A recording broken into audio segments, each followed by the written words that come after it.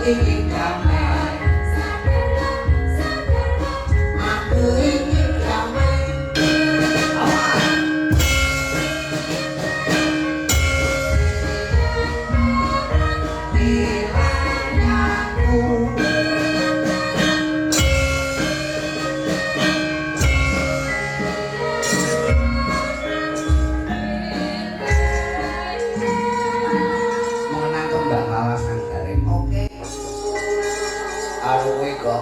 masuk Irian Barat Irian Barat ternyata kanca-kanca ya sing japal kabeh ya atiune kanca-kanca pengawit sak rombongan iki meneh di atas rata-rata pinter-pintere alasan kok alasan pancen pinter kabeh kok alasan banyak dia tenan kok sowan rene iki alhamdulillah nanti mujudake kebanggaan awake dhewe sesulih saka keluarga besar Dispunpar utawa Pemkot Kota Blitar iki nggone merayakan hari lahir utawa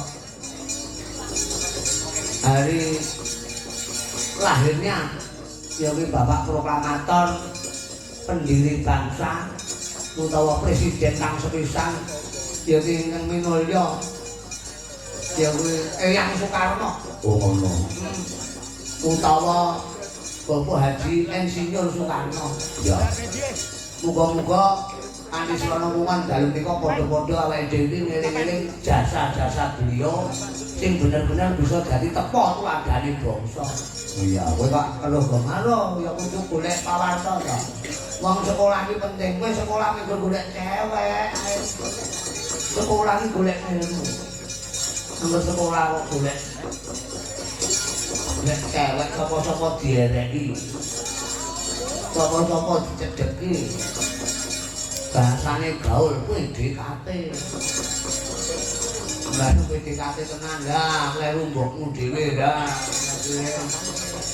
Aku berjanji akan bersungguh-sungguh menjalankan kewajibanku terhadap Tuhan dan negara kesatu dan RI dan untuk aturan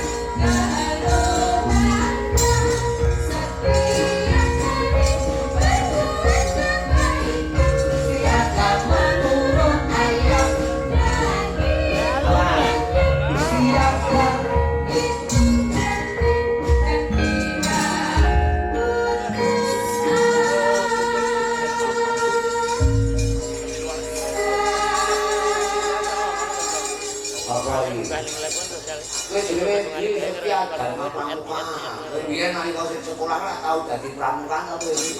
Ya. Jadi biyen ya pelajaran tumrape awake dhewe supaya hidup bermasyarakat iki ya ngono. Ya. Nah, alhamdulillah dalem wis pokoke rasa syukur. Sekali lagi muga-muga apa sing dadi cita-cita luhur ya Bung Karno bisa terwujud tercapai ya wujute Indonesia yang bener-bener adil dan makmur. Ngono.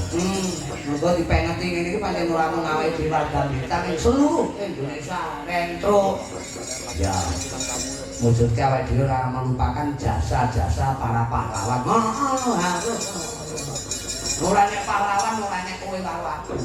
Saiki berjuange awake dhewe penak. Berjuange awake dhewe mengko nguri-uri wujude kabudayan. Ningkate wujuding kerukunan lan katentreman, neruske pembangunan bareng zaman Bung Karno. Wah, berjuangnya ngangge peluru totoan nyawa totoan getih. Mula wajib bersyukur. Harus tetap mencintai negaranya dhewe berikut budayanya. Oh ngono. Lunggan sepur mudhun neng goyang padha mudhun mampir setahasiyo.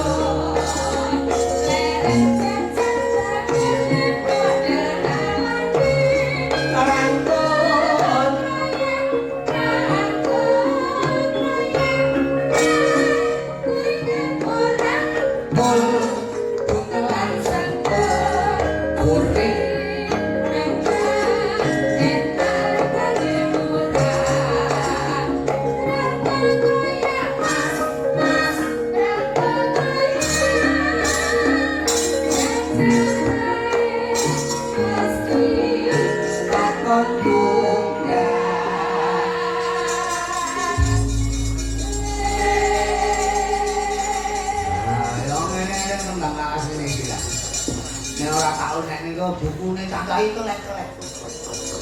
Mesti ora tau dibuka. Oh ngono. Nek ini kan dibuka najan to wis kaset. Lah nek wis temu lho entek. Ya ora apa-apa ta kaya. Kowe iki penak nek sok ndeplak go. Lah kanca-kancamu kuwi saka pengrawi kan mesti den iki wae. Wis toh malu. Jadi nek nganti mleto ya isin tenan. Sapa sing ngomong cacah lek mleto malah guyu wae. Ayo menyen ya kudu ngono. Perlu kuwi lumrah. Sebab al insanu makhluk kotor bani siap. Wong iki ora sepi saka luput lan lali. Jadi mbuh garapan, mbuh tembang, mbuh genting kok mau lali ora masalah. Neng saiki lali sesuk nang omah dibuka. Dadi ora kok saiki lali sesuk nang omah blas ra dibuka. Tumben dinene lali neh. Diomong al insanu makhluk kotor bani siap ndak dalilku balik. Kowe menange dhewe kaya kinu kita kanku Mbak Sendur ya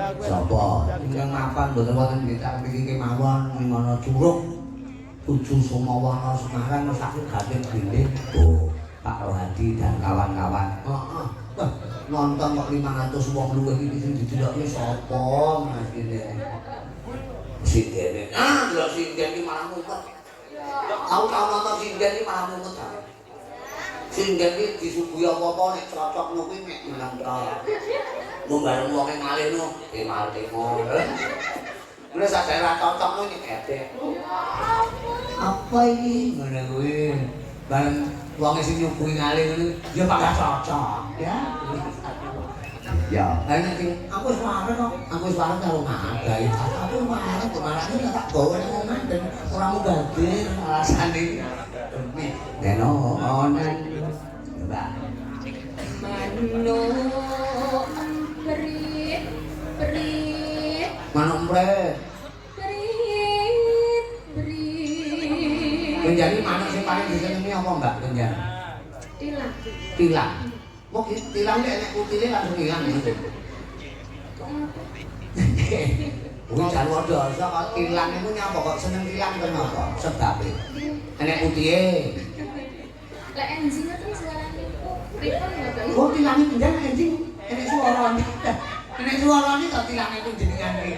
Wah, jan kuwi cacah ora do ngrungokne to. Ayo warane iso ta tilange. Saderenge subuh nang ora kamu ning subuh iso. Suarane kayak bakul tape. Ya. Seneng iki wong halus kok. Arep bijak slengekan. Ting jarwit wit jalurutan teniro ngopati pangan Yo.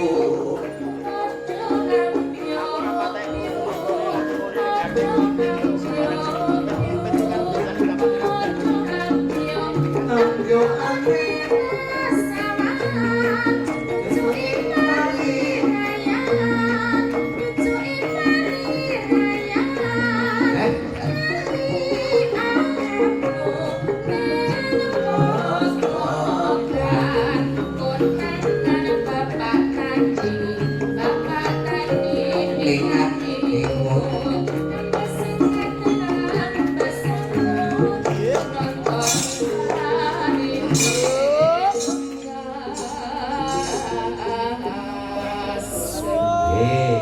jajal dioper tadi apa iki nyuwun jajal nek upama nikah kali tempo presiden muda kuwi ya ben nglihate nglinding oh ngono dadi aja nek sing kon nglinding iki sepo-sepo mesake wis sepo kon nglinding sako mesake sekali tempo ki ya sing muda lho lita iki dereng ngantuk iki Mbak Sundul mengenani manuk napa niku? Tilang. Tilang. Nek panjenengan napa kira? Burung kakak tua. Wo, burunge kakak tua. Nggih. Manuke kakang sepuh. Kakang sepuh niku nggih manuk napa sampeyan? Mboten lho, burung kakak tua sing Endi? lek Nenek anune jambule iki ta? Waduh, burunge kakang sepuh nenek jambule. Manukipun kakang sepuh. Aku kaya ngerti-ngerti aja mosok ya jambulan wis kok peminggu dhewe-dhewe. Lah yo ora jambul no. Lho kakak tuane sing pundi kakak tuane? lek matur lek kita matur niku mboten lho lek kita matur niku nerakne ngaten nika lho Om. Nenek niku ya. Nggih, nerakne matur Lho, manuke kakang sepuh sak tiru-tiru. Nek muni kaya manuk penjo ta, iso ngomong ta? nggih. Umpamane kowe ngomong aku ditang yo manukmu piye? Bali manuk kakak tuamu piye? Lek halo nggih si hai halo ngoten lho. Au ngoten lho. Walah. Nek manuke kakang sepuh ki muni halo kowe muni au. Aku aja kok datane. Nek niku kudu wonten manuk kakak tua ki meneh ngoten. Kuwi nek lagune burung kakak tua, hingga di jendela. Nenek sudah tua, dirinya di jendela. Lek itu masih dipikir jendela. Ora benar. Nemu malah getun iki nemu kuwi. Nemu liyane ra nemu Mas di marem. Padahal kuwi apik regane larang lho nemu nih. Apa iki ngono. Malah getun. Ya. Eno. Pira Mas Dik? Nah. Manuk betet. Manuk betet.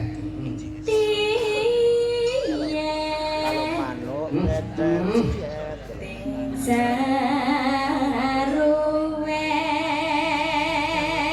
Matet ora nggih mak kaya kowe ngrusak acara. Mosok kan ketone belum petet mak liwat ya kancane ngono ya. Sing petewo ya. Matet ya. Hahaha.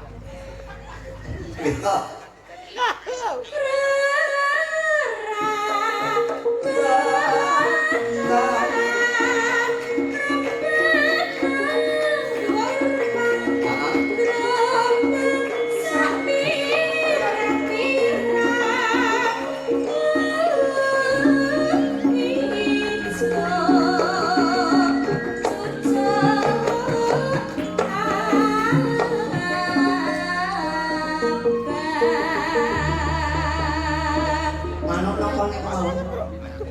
Benet. Mulune apa? Ijo. Mulune ijo cucule. Abang. Lah nyapa kok abang niku? Mosok manuke lepot lipenan. Cucuke kok abang enten apa? Mosok manuke ngomong mawa kan ya ora mungkin. Abang. Napa? Manuke ngomong gombal abang mboten nggih, mboten. Panjenengan kakak tua seneng, betet seneng. Nggih. Lah monggo kakak tua karo betet iki cucuke padha mungker. Ora mesti mungker-mungker nggih panjenengan. Kok kowe tak sampe iki bocah polos. Wah, polos iso kok tembung nek pol mesti los kok, Dik. Los mesti ngono, polos kok. Tapi iki mangan apa cah iki? Blekak. Blekok niku. Kita nyanyi bejur suwi mung kang loro lho. Lho, ditani bendina penggaliane. Blekok niku nek maklum kok karo iki. Turune cah liyan Cioca lho Mas Raden Yusuf Endi. Enek suni penutur tangan. Ya. Apa? Ya, mungkin ini anu ya seneng kuwi terus ke.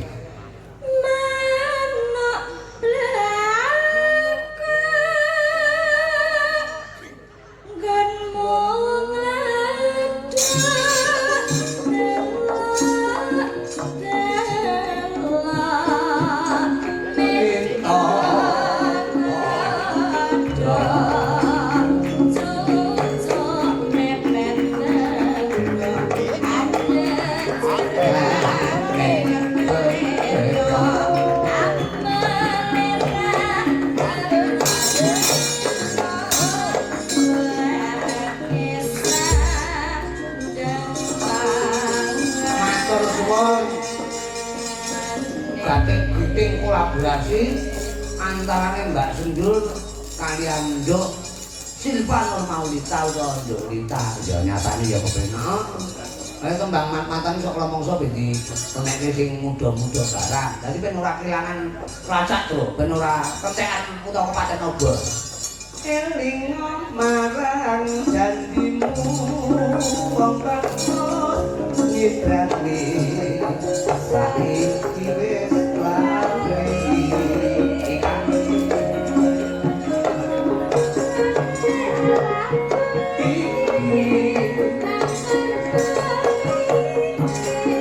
Ora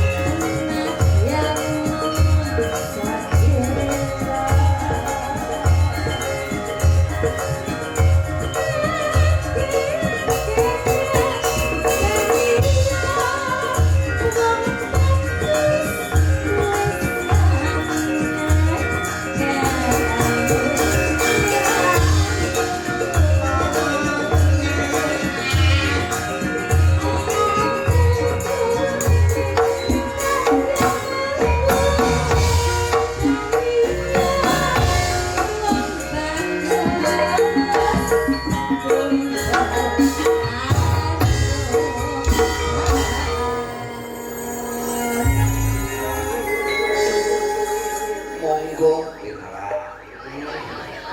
Indonesia ada mulut kecil Agung. Orang masalah kecil itu adalah sesuatu hal yang sangat mengurangi rasa ngantuk. Iya, matur suwun, baik kalah kalbu kuning. Wis suwe radio neknya, tapi neknya masih ping pindho iki kan. Kalbu kuning iki. Biasane kami senengane kadu-kadu. Ora kok senengane wong sing nekke kowe kok ya. Mulane terima kasih. Tapi niku jajan Mbak Kris. Mbak Kristen niku badhe kula duwetaken kalian dia. Jadi piantun kali. Nanti spot anu Asem benten kabinan. Tungno. Kenapa? Loro ki ditabuhi dawa-dawa lan joget megone kenemenen. Dia iso ngempet bareng Kristi aku ngantek sampai bawah, sampai bawah, sampai bawah dikabare kejeglong. Heeh. Joget nang panggungnya jepit. Tapi iki jajan nganggo tembang langgap mawon. Ning karo sing ngendan ben digawe gagrak tuban. Karo blocking ku awan-awan. Kapan-kapan kok awan-awan.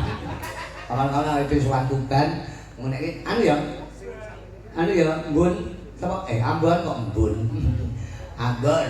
Tembangnya jajal digarap kaya semi tuban kae halus dhisik. Ya tayub tuban lho. Ngono nyang apa to kaya. Diaturke nggo sing kedua ding deng ding deng. Ding deng ding deng.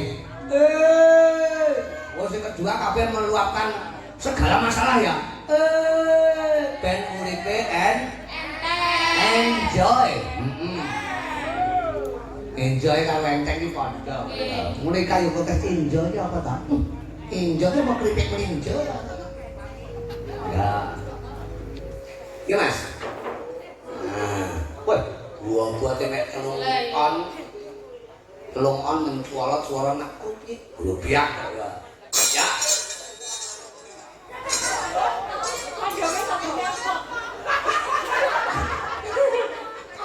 Anggap miliar dhewe wis omongi kok mau tembane apa. Ding deng ding deng.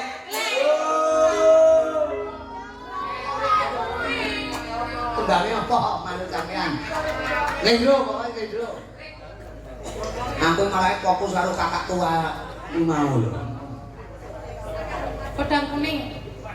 Bayo kancane wis batik blimbing mong bangsa manuk blatik. Kersane pasek. Kersane pasek. Lho, sampeyan nate ngingu manuk derek. Sampun. Manuk apa ki mau? Manuk reno-reno. Wagen lho. Mata teng cangkul. Manuke oke sampeyan. Nggih, Ya Allah. Ingon-ingone maksude kaya nggonmu kae manuk mulai watu hitam ya. Ya. Anu mawon, upama lho, Nduk, upama nek balik. Upama pedang kuning itu lho. Cocok nggih? Nggih. Alhamdulillah. Wis nyai gelos karo aku mesti rawani. Halo wani. Kowe tau nguber aku saka Nataran kowe pagah teko. Ini aku iki ngono. Sane ora lama sampeyan. Wonten State kok buat doyo kene kok betang ini. Ayo aku saka Nataran kok tanggap ayo kowe iki. Seri menang Teri yo. Sampe kesel aku. Kancane mlaku ipit-ipit culi-culi dhek mlaku nyanggi dengkul Marudi. Aku saka Nataran. Aku saka Nataran adol lho kok sik pagah muleng nang SPG. Yo. Podang kuning.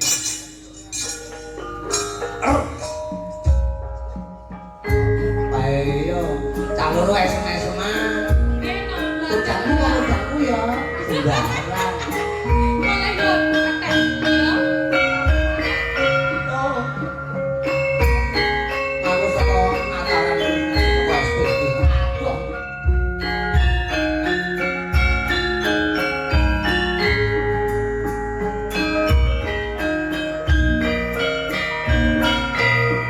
Balungane jarsik.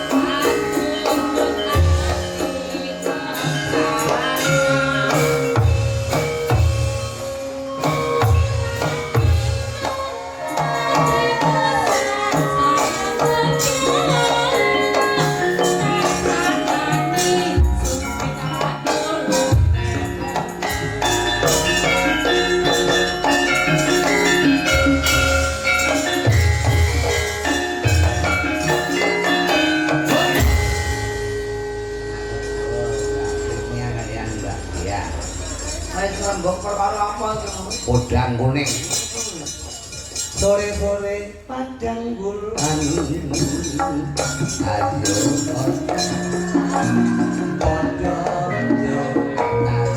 Putri ayo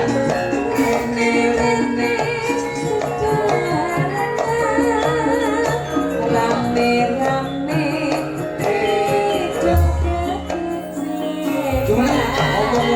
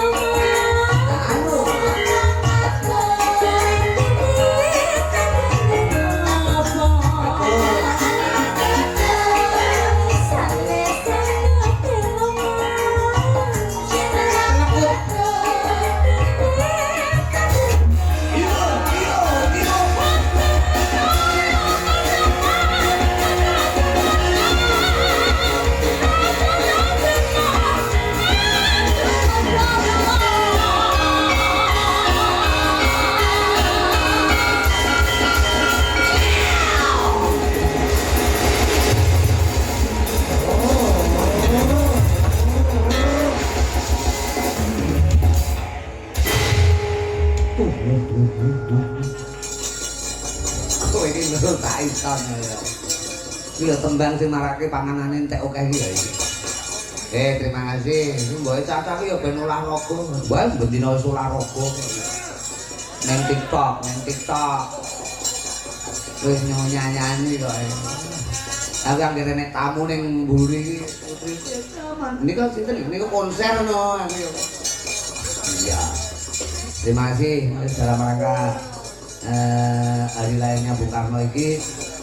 Muga-muga Blitar tetep kawentar, Indonesia tetep berjaya. Oh ngono.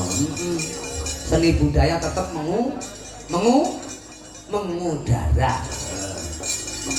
Yondo ingin monggo mriki.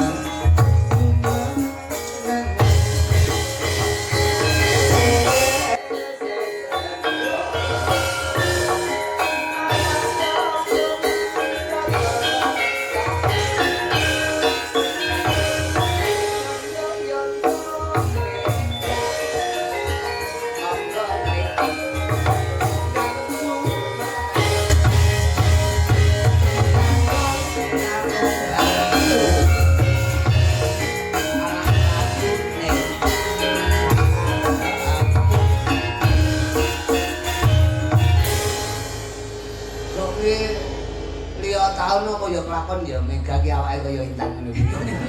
Ya kelakon. Kelakon wong kula riyen nggih uwal itu. Wah, Intan ki mbiyen karo diting cilik Intan tenan. Bangkeane iki menggo sakmili. Sakniki jane nggih alit jane. Hah? Alit iki piye? Alit lho. Alit ki amale sulit lho maksudmu. Mboten to. Kula kakean amal. Oh, ngaten. Sapa-sapa diamali. Kan sedekah. Iya no urip ning donya iki kudu dinikmati. Oleh pokoke awake dhewe patut berbangga diri dalam rangka hari lahirnya Bung Karno. Tetep ngeneki pagelaran Pak. Wayang. Jajal bayangno apa pemerintah kota ora ngeneki wayangan. Ora peduli karo kabudayan. Awake dhewe mrene mrongos ning omah. Nah. Nggih. Lha bengi iki karena Pak Wali juga Pak Kadis ngeneki pagelaran disengkuyung karo panitia penyelenggara pemilihan iki. Takon iso dadeke buka kata sak kabeh. Ayo ngene nggih. Nggih, mikir nggih. Nggih, sesuk. Mana ke di mana? Hah? Ben. Oke, Jeje. Ayo, mana? Kok malah au iki. Tembangin apa manut penjenengan? Lombok kangen. Lombok kangen? Nggih. Lombok kangen ki sing ndi ta? Mas aja diplero iki. Oke, yuk. Ayo Lombok kangen ya dionekke. Buat warga masyarakat kota Blitar seluruhnya. Juga sing pantau streaming ning TikTok karo YouTube channel dalangnya Rudi Gareng. Oh ngono, dalangnya sapa? Nah, Rudi Gareng ngono ya. Ya. Pak Eno, Pak Indra, Pak Edu, Pak Edes. Ya. Li Etrik, Li Endu. Maneplak. Apa maneplak? Pak Manekoplak. Oh ngono, kok maneplak. Ah Manekoplak. Yo. Apa kangen?